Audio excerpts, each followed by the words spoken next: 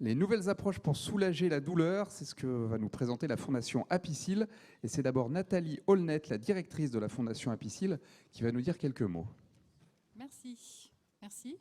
Bon, je suis enchantée d'être là pour vous présenter très rapidement la Fondation Apicil. Normalement, on doit voir un petit film qui dure 3 minutes pour vous présenter la Fondation. Simplement vous dire que la Fondation a pour objet la lutte contre la douleur. La Fondation Apicil a été créée, comme son nom l'indique, par le groupe Apicil. Et nous soutenons des projets qui sont portés par des médecins, des chercheurs, des infirmières, du personnel médical qui souhaitent améliorer la prise en charge de la douleur, mais qui manquent de moyens financiers et qui a besoin aussi d'avoir une reconnaissance scientifique pour des techniques qui sont aujourd'hui pas tout à fait entrées dans les habitudes dans nos lieux de soins.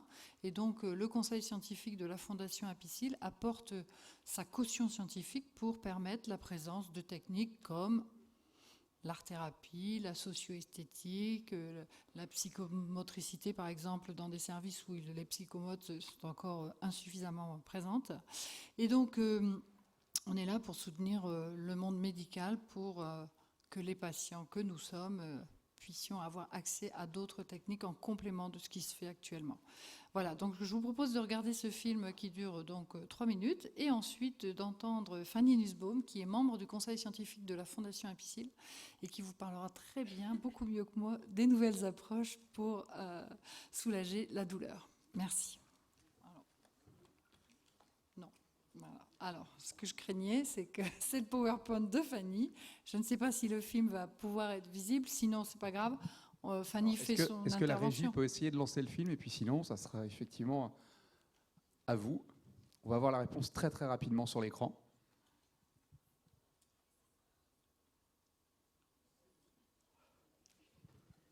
Eh bien, je crois qu'on peut dire que nous ne pourrons pas voir ce film malheureusement. J'ai l'impression que voilà. Si de toute façon, ça se rapproche. Il y a d'autres films, sinon, et je vous invite à aller sur le site de la Fondation Apicil. Je crois que c'est même bien parti. Au commencement, il y a le groupe Apicil, un groupe de protection sociale mutualiste et paritaire. Le groupe Apicil est à but non lucratif. Il redistribue ses bénéfices sous forme d'actions sociales.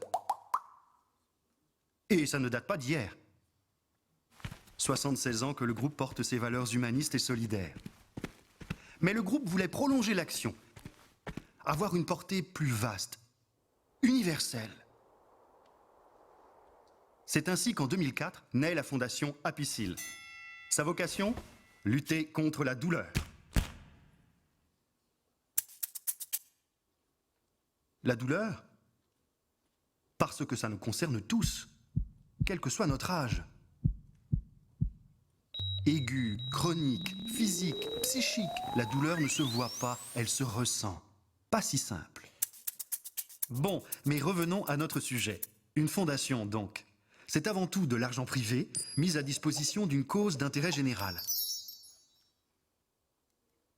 La Fondation Apicil, elle, a vu le jour grâce à l'impulsion de salariés, d'administrateurs, de médecins engagés et à la dotation du groupe Apicil. 9 millions d'euros à sa création et près de 800 000 euros chaque année. Une fondation, c'est aussi un statut juridique qui offre plus de proximité, de flexibilité, de liberté. Et la fondation est reconnue d'utilité publique par le Conseil d'État, un véritable gage de sérieux et de pérennité. Résumons donc. Recherche clinique, formation et information, pratiques innovantes et respectueuses de la personne. C'est main dans la main avec les acteurs de terrain, les équipes médicales, les chercheurs et les associations, qu'elle œuvre au plus près des patients et de leurs proches.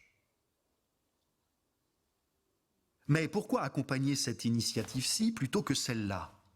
Choix cornélien, n'est-ce pas ? La Fondation est donc dotée d'un conseil d'administration et d'un conseil scientifique. 24 experts bénévoles qui étudient attentivement tous les projets. En débattent ardemment. Et ils parviennent de plus en plus nombreux de toute la France. Déjà 700 projets étudiés et 400 financés.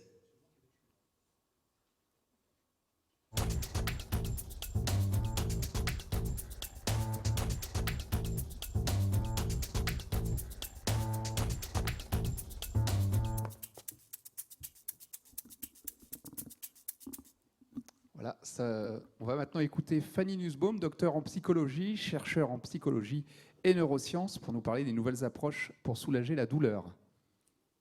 Merci, bonjour, et merci de nous accueillir ici parce que on est là pour vous et pour vous parler de la douleur qui en effet est un sujet qui touche la majorité de la population. Alors on va voir tout de suite quelques chiffres. Donc la douleur, en fonction des études qui ont été faites, c'est 7 à 12 millions de personnes qui souffrent de douleurs et particulièrement de douleurs chroniques. Parce que bon, la douleur aiguë, c'est beaucoup plus difficile à évaluer. Avec, vous voyez, les types de douleurs, beaucoup de douleurs du dos, du genou, de la tête. Bien sûr, beaucoup d'incapacités, incapacité à se rendre au travail, incapacité à conduire, des difficultés à trouver le sommeil. Et puis, une petite injustice par rapport aux femmes, 52% de femmes, donc une majorité de femmes, un âge moyen de 50 ans et une durée moyenne de 7 ans. Donc, ce qui fait que la douleur, c'est un véritable problème de santé publique et c'est ce qu'on s'attelle à travailler, enfin on s'attelle à lutter contre la douleur au quotidien, notamment avec la Fondation Apicil. Donc, sur le plan neurophysiologique, qu'est-ce que c'est que la douleur ? Donc, la douleur, il y a au niveau des nocicepteurs 2 voies de la douleur. Donc, il y a la voie, on peut dire 2 fibres de nocicepteurs, 2 fibres douloureuses. La première fibre qui va transporter le message douloureux, c'est la fibre qu'on appelle A delta. Et la deuxième fibre, c'est la fibre qu'on appelle la fibre C. Donc ça, c'est important parce que ces 2 fibres... Est-ce que... Ah, j'ai un pointeur, c'est bien ça. Comment je fais ? Comme ça ? Très bien. Voilà, donc à partir du moment où on a une information douloureuse, vous voyez que ces 2 fibres, elles vont être donc A delta et C. Alors on aurait dû, c'est une image qui a été gentiment prêtée par Malou Navez et Bernard Laurent, on aurait dû peut-être faire des calibres différents parce que la fibre A delta, c'est une fibre de moyen calibre. Donc, de moyen calibre, ça veut dire qu'elle a sa gaine de myéline qui est donc moyennement, qui est moyenne. C'est une fibre qui est moyennement myélinisée. Donc, elle va transporter l'information avec une vitesse moyenne. Alors que la fibre C, elle, c'est une toute petite fibre et elle n'est pas du tout myélinisée. Donc, étant donné son calibre et le fait qu'elle n'est pas myélinisée, la myéline, c'est une gaine qui permet de transporter l'information plus rapidement, eh bien, l'information va arriver plus tard au cerveau. Donc, les 2 informations, A delta, ça va aller, je vous fais le parcours rapide, ça va aller ici vers le cortex pariétal qui est principalement un cortex qui va traiter l'information sensorielle, donc comment ça me fait mal, à quel endroit ça me fait mal, avec quelle intensité. Et puis ici, la fibre C, elle va arriver un petit peu plus tard, mais c'est un petit peu plus tard, vous allez voir qu'il est assez important, vers le système limbique et puis le cortex préfrontal. Alors, qu'est-ce que ça veut dire système limbique et cortex préfrontal ? Ça va nous donner la coloration cognitivo-émotionnelle de la douleur. Donc, la coloration cognitive de la douleur, qu'est-ce que c'est ? C'est quand on va se poser la question de pourquoi ça me fait mal, comment faire pour lutter contre cette douleur. Et puis, la coloration émotionnelle, vous connaissez tous quelle émotion on va mettre dans cette douleur. Et cette émotion, elle va être très importante parce qu'elle va vraiment nous donner l'interprétation de la douleur. Vous savez qu'en fonction de son vécu personnel, en fonction de sa culture, en fonction du contexte dans lequel on vit dans l'instant, la même douleur ne va pas nous faire mal pareil que si c'était hier, la semaine dernière ou si c'était une autre personne. Voilà, donc ça ce sont les 2 voies de la douleur. Vous allez voir que c'est important plus tard pour savoir comment traiter cette douleur, parce qu'en fonction de la coloration cognitivo-émotionnelle, mais également en fonction de l'aspect sensoriel, on ne va pas traiter la douleur de la même façon. Donc cette diapo, elle peut paraître un petit peu rébarbative comme ça, mais vous allez voir, c'est assez simple. En dehors de la dimension médicamenteuse, bien sûr, il y a les médicaments pour traiter la douleur, mais en dehors de la notion médicamenteuse, on a deux voies principales pour traiter la douleur.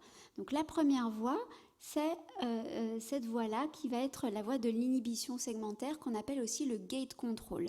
Donc qu'est-ce que c'est le gate control? C'est en fait d'autres fibres que les fibres nociceptives dont je viens de vous parler, qui sont les fibres A-alpha et A-bêta, qui elles sont les fibres du tact, de la proprioception, du mouvement, on va dire quand tout va bien. Et ces fibres-là, elles sont, de plutôt gros calibre et elles sont bien myélinisées. Donc elles transportent l'information assez rapidement. Ce qui veut dire que, vous savez, pour les mamans qui sont présentes et qui ont des souvenirs plus ou moins frais d'ailleurs de bobos des enfants, vous savez, quand un enfant tombe, il se fait mal au genou, et qu'est-ce qu'on va faire? La première chose qu'on va faire, on va frotter le genou. Eh bien, ça peut paraître complètement stupide comme ça. D'ailleurs, je crois qu'il y a un sketch il me semble que c'est Gad Elmaleh qui critique les mamans qui frottent le genou comme si vraiment c'était complètement inapproprié et stupide. Eh bien, il a complètement tort, Gad Elmaleh, parce que quand on frotte le genou, qu'est-ce qui se passe? C'est les fibres A-alpha et A-bêta qui vont transporter l'information du frottement et de la proprioception.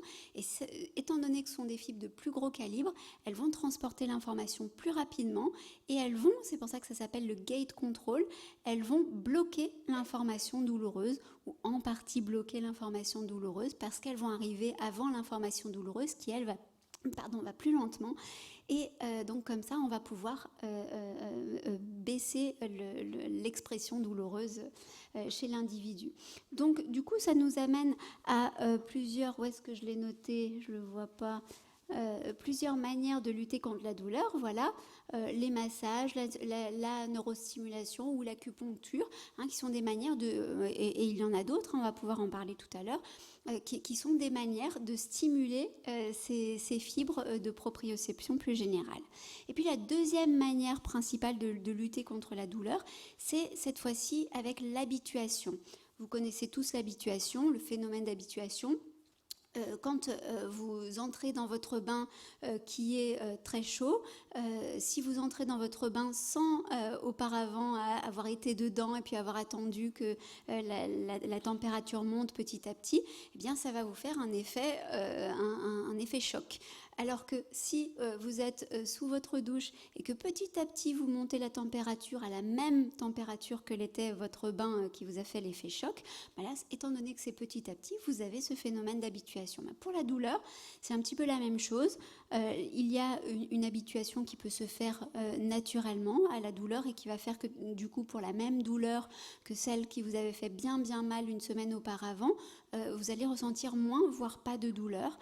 Et du coup, on peut travailler sur ce phénomène d'habituation, de gestion de l'interprétation. Là, on est dans les fibres C plutôt, dont on parlait tout à l'heure, de gestion et d'habituation par rapport à la douleur, avec par exemple l'hypnose, donc les techniques suggestives, le neurofeedback et la réalité virtuelle. Donc, ce qui va suivre, c'est un petit, je suis désolée, ça va faire catalogue parce que c'est un peu comme ça, mais et en plus c'est pas du tout exhaustif. Donc une idée de tout ce qui peut y avoir, enfin non pas tout ce qu'il peut y avoir, de quelques approches qui peuvent exister, qui sont un peu nouvelles au niveau de la prise en charge de la douleur, et que donc avec la Fondation Apicil, donc on finance beaucoup de projets pour lutter contre la douleur qui peuvent être vraiment très très divers.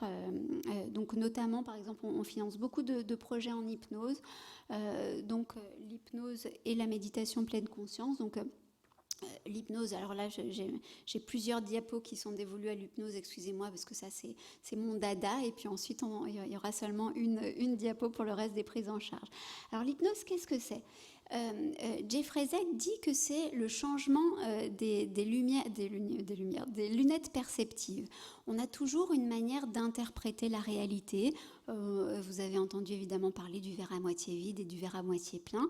Eh bien, quand on est dans un état de transe hypnotique, on change sa manière de voir la vie, ou plutôt quelqu'un nous aide à changer notre manière de voir la vie. Et simplement ça, eh bien, des études, et notamment une étude qu'on a menée en 2011, enfin pour laquelle on a publié en 2011. Alors là, je vous ai mis juste ça pour le folklore, hein, mais évidemment, on va pas regarder toutes nos activations, les activations cérébrales qu'on a trouvées. Mais globalement, ce qu'on a pu voir, c'est qu'avec l'hypnose, hein, là c'était une étude par tomographie par émission de positons, par imagerie cérébrale, on a pu voir que la douleur modifiait principalement la dimension cognitivo-émotionnelle de la douleur, donc les fibres C, donc celles qui arrivent en dernier, qui ont le dernier mot et qui donnent, je vous disais tout à l'heure, toute la coloration cognitivo-émotionnelle. Ça modifiait également le système de la récompense. Le système de la récompense, c'est le système cérébral qui va s'activer quand on va être motivé par quelque chose de plutôt positif, évidemment, puisque c'est la récompense. Et donc, l'hypnose va stimuler, va mobiliser ce système de la récompense dans le cerveau. Et l'empathie en troisième personne, bon, la troisième personne, ça ne vous intéresse pas, mais ce qu'on sait, c'est que quand on est dans une situation de douleur, et particulièrement de douleur chronique, mais évidemment, c'est logique, l'attention, elle revient sur soi-même. Hein, on a des difficultés à être dans l'empathie, à être en contact avec le monde extérieur, parce qu'on est beaucoup plus tourné sur soi-même et sur sa propre douleur et sur sa réalité interne. Et donc, quand on est en état d'hypnose, eh bien, à ce moment-là, on va pouvoir améliorer cette capacité d'empathie qu'on était en train de perdre. Et par cette modulation-là, on va améliorer le vécu douloureux. Donc hein, on a trois axes avec l'hypnose, trois axes de travail sur la sensation douloureuse. Alors maintenant, la méditation pleine conscience, il y en a plein d'autres, hein, des techniques suggestives, la relaxation, la sophrologie. J'ai choisi de vous parler de celle-ci, mais sachez-le, hein, hypnose, sophrologie, méditation pleine conscience, relaxation, méthode Vitose sont toutes des techniques qui sont basées sur le même principe, hein, de suggestion d'un mieux-être et d'une meilleure introspection, on pourrait dire, non, c'est pas vraiment de l'introspection, mais d'un meilleur retour sur soi, un meilleur sentiment de soi-même. Donc la méditation pleine conscience, c'est assez nouveau, on l'appelle aussi le mindfulness, et ça consiste dans la concentration sur soi-même, sur vivre les sensations de son corps et de ses émotions dans l'instant présent. Donc c'est pas nouveau en soi, hein, on en a tous entendu parler depuis bien longtemps, mais aujourd'hui il y a vraiment cette technique qui permet de rester en soi-même, de comprendre quelles sont ses sensations, d'arriver à les discriminer et bien sûr d'arriver à les moduler. Donc là on agit principalement, je vous le disais, sur le mécanisme de l'habituation. Après, il y a les thérapies plutôt cognitives avec les TCC, thérapie cognitivo-comportementale, la remédiation cognitive et le neurofeedback. Donc si on commence par les TCC, c'est comment je vous donnerai un exemple, hein, c'est basé vraiment sur un travail très concret sur le rapport entre la pensée, le comportement et les émotions. Quelles sont mes pensées automatiques quand j'ai un comportement ou quand j'ai un ressenti douloureux, et comment je peux transformer ces pensées automatiques et le comportement qui va avec, en faisant vraiment un travail de réflexion. Pour le coup, c'est très très cognitif, hein. Je vois quelle est la pensée qui va être erronée entre guillemets et qui va m'amener à plus de douleur, à plus d'interprétations douloureuses, avec l'aide probablement d'un praticien. Et avec cette aide-là, je vais arriver à modifier ce comportement au quotidien pour vivre ma douleur différemment. Ensuite, la remédiation cognitive, là, on est vraiment c'est très très concret, la remédiation cognitive. On est dans des exercices. Alors vous voyez, c'est soit des exercices comme ça en face à face, sous forme de jeu par exemple, avec un praticien qui peut être psychologue, neuropsychologue, même pourquoi pas médecin, bon ça se fait moins avec des médecins, ou alors devant un ordinateur. Il y a des jeux qui sont très très bien faits pour ça. Et avec ces jeux, on va muscler le cerveau. On sait que par exemple, dans la douleur, on a souvent un déficit au niveau du cortex préfrontal. Quand on est un douloureux, particulièrement un douloureux chronique, on perd dans ses capacités cognitives. Donc, travailler sur ses capacités cognitives, travailler sur l'attention, sur la mémoire, sur les fonctions exécutives en général, ça permet d'améliorer, encore une fois, l'expérience douloureuse. Le neurofeedback, alors ça c'est encore plus nouveau. Le neurofeedback, c'est une technique qui est basée sur l'électroencéphalographie. Donc on a un retour électroencéphalographique sur bien sûr son activité cérébrale. Et on est devant un ordinateur qui nous donne ce retour sur l'activité électroencéphalographique. Et là, vous voyez ce petit diagramme avec un dessin à côté. Et la personne doit essayer de moduler un rapport. Donc, par exemple, vous savez qu'il y a oh pardon, je ne vais pas y arriver, j'aurais dû boire avant. Il y a différentes ondes cérébrales, différentes ondes cérébrales. Donc par exemple l'onde θ qui est une onde plutôt du sommeil, et puis ensuite on monte l'onde β qui est quand celle qui s'active quand on est plutôt concentré, l'onde gamma quand on est super concentré comme je le suis à présent. Et donc quand on a son activité cérébrale comme ça en face de soi, eh bien, le praticien nous demande de trouver le truc tout seul pour arriver à moduler ce rapport. Donc ça peut être un rapport par exemple θ-β ou autre, donc en fonction de la douleur ou du type de douleur. On va moduler un rapport bien spécifique, et en modulant ce rapport, on a une sensation on ne sent pas quelque chose de spectaculaire, mais on doit sentir simplement le truc qui arrive à moduler ce rapport, et la sensation que ça fait, je trouve, et pour ceux qui ont l'expérience, peut-être pourront-ils nous dire la même chose ou pas, c'est une sensation de méditation justement. On a l'impression d'être très concentré, d'être vraiment, de faire l'expérience, d'être à l'intérieur de soi et de se gérer soi-même. Et au fur et à mesure qu'on arrive à se concentrer davantage sur la modulation de ce rapport, et ben on a un petit dessin qui se forme. Ça peut être un petit puzzle ou un petit bonhomme qui avance. Alors il faut faire attention avec le neurofeedback parce que c'est une activité qui n'est pas encore régulée, et donc du coup il se vend, il se propose des séances dites de neurofeedback qui ne sont pas du vrai neurofeedback selon les spécialistes. Les techniques de stimulation cérébrale, donc il y en a deux principalement, il y en a deux, non, il en existe plein d'autres. Moi je parle de la stimulation cérébrale qui n'est pas intracérébrale mais extracérébrale. Donc la stimulation transcrânienne à courant direct, donc là c'est une stimulation électrique du cerveau, et une stimulation ensuite magnétique du cerveau qui est la RTMS, stimulation magnétique transcrânienne. Alors vous allez me dire que les acronymes ne sont pas justes, mais si, ils sont justes parce qu'en fait les acronymes, on a gardé les acronymes anglais. Donc pour ce qui est de la TDCS, la TDCS, on a deux électrodes, une anode, donc un courant positif, et une cathode, un courant négatif, et on va placer sur le cerveau, en fonction, encore une fois, du type de douleur, en fonction de ce que souhaite faire le praticien. On va placer l'anode d'un côté et la cathode de l'autre. Pour l'anode, donc le courant positif va activer, exciter le cerveau, et la cathode, elle, va inhiber la zone cérébrale sur laquelle elle est placée.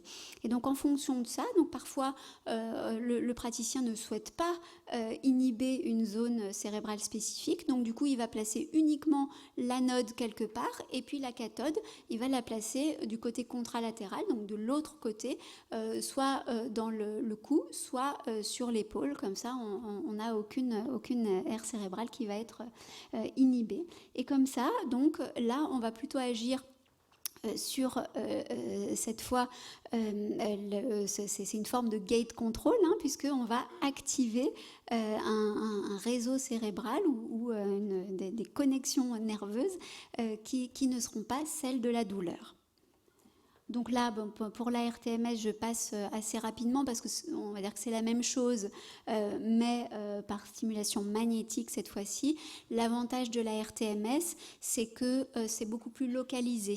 Le désavantage, c'est que c'est beaucoup plus cher, en tout cas de se procurer l'appareil. Hein. C'est un appareil qui coûte à peu près 50 000 €, donc voilà, c'est un peu plus difficile de se le procurer, même pour les praticiens. Donc du coup, aujourd'hui, c'est beaucoup plus utilisé principalement en recherche. Alors pour les petits nouveaux, il me semble que je suis dans les temps, ça va ? Oui, 3 minutes. Petits nouveaux et c'est tout bon. Donc pour les petits nouveaux, alors l'ostéopathie, vous en avez probablement déjà entendu parler, mais on considère quand même que c'est une nouvelle approche.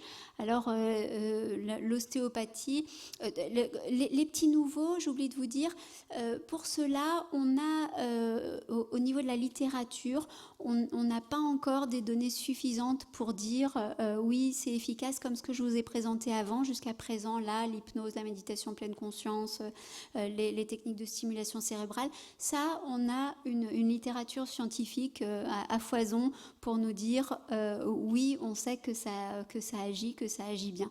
Pour cela, on voit que ça agit bien.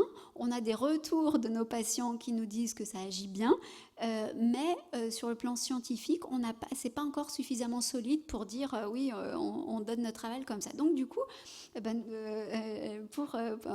a dans le petit film que vous a présenté Nathalie Holnett, vous avez vu qu'à un moment ça discutait, hein, on voyait les scientifiques, les administrateurs aussi, mais pour ce qui est de ma partie, les scientifiques qui discutent et qui sont pas toujours d'accord, etc. Et ben voilà, l'ostéopathie par exemple, c'est un sujet où on discute beaucoup pour financer des projets et on a besoin d'avoir des propositions de recherche sérieuses dans ces domaines-là. Mais en tout cas, ce qui est bien, c'est que les retours sont assez positifs. Donc l'ostéopathie, ça repose sur la palpation et sur essayer de lever les mécanismes de contrainte chez l'individu. Et voilà, on a plutôt des retours positifs. La cryothérapie, alors ça c'est encore plus nouveau, bien que chez les sportifs ce soit assez connu. Aujourd'hui, c'est principalement utilisé chez les sportifs pour la récupération sportive. J'ai vu il n'y a pas très longtemps Richard Gasquet qui est entré dans une cabine de cryothérapie. Alors ce sont des cabines qui sont à moins 80, moins 90 degrés. Ça peut être à plus, mais en tout cas pour cette technique-là, l'azote dont on m'a parlé, c'est moins 80, moins 90 degrés. C'est pareil, on a des retours vraiment très positifs. J'ai eu plusieurs patients qui m'ont dit être devenus addicts à la cryothérapie. Hein, il peut y avoir une addiction, attention, de ne pas devenir addict. Non, je plaisante, je pense que ce n'est pas trop grave une addiction à la cryothérapie. Je ne sais pas si les médecins dans la salle pourront nous en parler. Donc le principe, c'est d'entrer 3 minutes dans une cabine avec des gants et un bonnet et un casque, et un caleçon, il vaut mieux, ou pas, comme vous voulez. Et dans cette cabine, donc on est à moins 80, moins 90 degrés. Et donc la théorie, c'est que cette exposition à un grand froid va amener une sécrétion d'endorphines et du coup un mieux-être par cette sécrétion d'endorphines. Et également, la théorie, c'est que quand le corps est soumis à des températures aussi basses, la conduction nerveuse est beaucoup plus lente et étant donné qu'elle est beaucoup plus lente, et que vous vous souvenez de nos fibres à delta et C qui conduisent l'information douloureuse, bah, évidemment, elles ont plus de mal à conduire l'information douloureuse, et donc mieux-être. Hein. Réalité virtuelle, donc c'est notre dernier... et mon tam-tam sonne maintenant, c'est parfait. Notre dernier petit point sur la réalité virtuelle. Alors ça, c'est très, très nouveau, mais vous avez vu, il y a plein de pubs en ce moment à la télé, partout sur la réalité virtuelle. Vous savez, on voit ces casques qui peuvent se brancher au téléphone. Et il y a également maintenant des logiciels qui existent. Alors moi, je les connais pas très bien. Je ne sais pas si Nathalie et Fanny Moisset peuvent nous parler de ça, mais probablement qu'on peut les trouver facilement. Des logiciels de réalité virtuelle. Alors c'est basé principalement sur la distraction. Hein. On va être propulsé dans un environnement agréable qui va nous permettre de visualiser des choses sympathiques pour soi. Alors comme ça paraît un peu trop léger, hein, la visualisation pour aller mieux. Or, pourquoi la distraction est si importante dans la douleur et principalement dans la douleur chronique ? Parce que ça repose beaucoup sur ce qu'on appelle le système miroir ou ce qu'on entend souvent appeler les neurones miroirs. Les neurones miroirs, qu'est-ce que c'est ? C'est un réseau neuronal qui, quand vous voyez par exemple quelqu'un en train de faire une activité, mais une activité que vous savez faire. Si vous ne savez pas la faire, ça ne marche pas. Mais une activité que vous avez déjà expérimentée, eh bien, si vous voyez cette personne en train de la faire alors que vous n'êtes pas en train de faire cette activité, bah, dans le cerveau, il se passe à peu près la même chose que si vous étiez en train de faire cette activité. Donc, quand vous voyez quelque chose, ça marche, mais ça marche également quand vous visualisez, quand vous fermez les yeux ou pas, et que, par exemple, moi, là, pendant que je suis en train de vous parler, je suis sur une plage au soleil et c'est top niveau. Et je sens là, au bout de mes pieds, l'eau qui vient me caresser les pieds et le sable chaud, c'est vraiment extraordinaire. Et donc, en même temps que je vous parle, et ben là, il y a mon système miroir qui est en train de vivre cette expérience et bizarrement, je vais mieux. Parce que j'avais très mal avant d'arriver et là, ça va super bien. Donc, je peux vous dire que par expérience que ça marche. Non, je plaisante, mais hein, vous avez compris comment le système miroir va agir avec la visualisation. Et donc, la visualisation ou l'imagination ou regarder un bon film avec des images sympathiques qui nous emmènent justement sur une belle plage au soleil, c'est un antidouleur naturel parce que ça va stimuler des réseaux du bien-être et donc sécrétion d'endorphines et donc mieux-être. Donc visualisation, distraction, c'est un petit peu le même phénomène, mais je pense que vraiment il ne faut pas se moquer de ces approches-là qui sont alternatives. On a parlé aussi de l'acupuncture tout à l'heure, vous parliez aussi Nathalie de la socio-esthétique, il y a vraiment des approches qui étaient autrefois moquées par les scientifiques, par les médecins, et maintenant on en revient beaucoup parce qu'on a des preuves à la fois sur le terrain et à la fois scientifiques de leur bienfait. Voilà, voilà, ça c'est notre équipe. Donc là, il y a vous voyez Nathalie Olnett ici avec une autre coupe de cheveux, Fanny Moisset qui est là. Donc ce sont les deux personnes ultra impliquées dans la Fondation Apicil. Et puis le conseil d'administration et le conseil scientifique, c'est une équipe super sympa de gens à la fois sérieux, qui vraiment ont envie d'œuvrer. Enfin voilà, je pense que c'est une équipe de gens bien et c'est bien de dire comme ils sont ou comme on est. Je peux me compter dedans, je crois, impliqués pour lutter contre la douleur. Merci.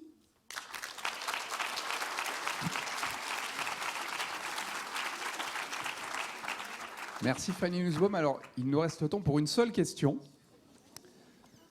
Donc, qui souhaite la poser ? C'est vous qui avez gagné. c'est un fait, c'est pas une question. Donc je peux aller me Vous reposer. pensez la molécule du paracétamol qui est très très souvent conseillée par les médecins quand on souffre. Est-ce que c'est efficace? Elle est efficace. Alors je suis désolée, je suis complètement incompétente pour vous répondre puisque je suis docteur en psychologie. Oui, bien sûr. Et donc, pour vous dire, au conseil scientifique, j'en ai entendu parler, mais j'ai peur de vous dire des bêtises. Ce dont j'ai entendu parler, en plus récemment, on en a parlé à un conseil scientifique récent. C'était un anesthésiste de chez nous qui disait que le paracétamol était une molécule qui pouvait être très bonne, mais dont je vais pas trouver mes mots, dont le seuil pour passer du très bon au très délétère était infime. Je me trompe pour les médecins qui sont là? C'est-à-dire que si on en prend, c'est bien si on prend la bonne dose, mais si on prend une dose un tout petit peu supérieure, ça peut être délétère. Mais voilà, je ne suis pas médecin, alors je pense que c'est un peu délicat que ce soit moi qui vous réponde. Je vous remercie. Cette conférence est terminée. Merci. La prochaine va débuter dans 4 minutes.